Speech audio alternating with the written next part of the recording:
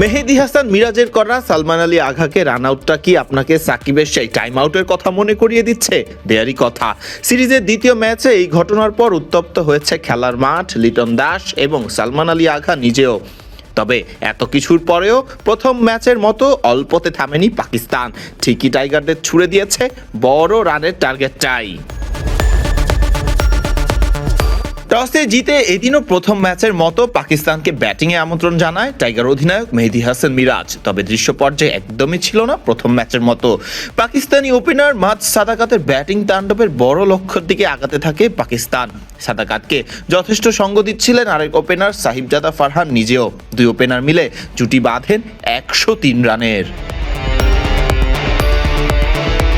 এরপরে সাজঘরে ফেরেন 46 বলে 75 রানে থাকা মাজ সাদাকাত। সেঞ্চুরির স্বপ্ন দেখতে থাকা সাদাকাতকে সাজঘরে ফেরান টাইগার অধিনায়ক মেহেদী হাসান মিরাজ। এরপর দ্রুতই বিদায় নেন 46 বলে 31 রানে থাকা সাহিবজাদা ফারহান নিজেও। ফারহানকে ফেরান টাইগার পেসার তাসকিন আহমেদ। শুরুতে কিছুটা খরুচে হলেও বল হাতে শামিল হোসেনকে সাজঘরে ফেরানোর কাজটা ঠিকই করেছেন নাহিদ রানা। এরপর জুটি বেঁধে পাকিস্তানকে খাদের কিনারা থেকে তোলার চেষ্টা করতে থাকেন মোহাম্মদ রিজওয়ান এবং সালমান আলী আঘা।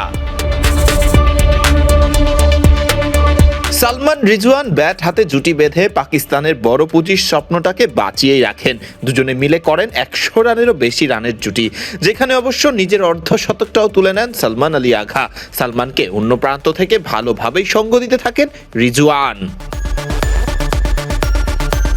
তবে এরপরেই যেন ঘটে এক অদ্ভুত ঘটনা। অদ্ভুত ভঙ্গিতেই রান আউট হয়ে যান, সাজঘরে ফিরেন সালমান আলী আঘা। ফিরে যাবার সময় বেশ গরম মেজাজেই দেখা গেছে সালমান আলী আঘাকে। রাগ সামলাতে পারেননি মেহেদী হাসান মিরাজ নিজেও। ধারাভাষ্য দিতে থাকা রমিজ রাজা তো সাকিবের সেই টাইম আউট ঘটনাকে স্মরণ করে বলে বসলেন, এমন ঘটনা স্পোর্টসম্যানশিপ স্পিরিটের বিপক্ষেই।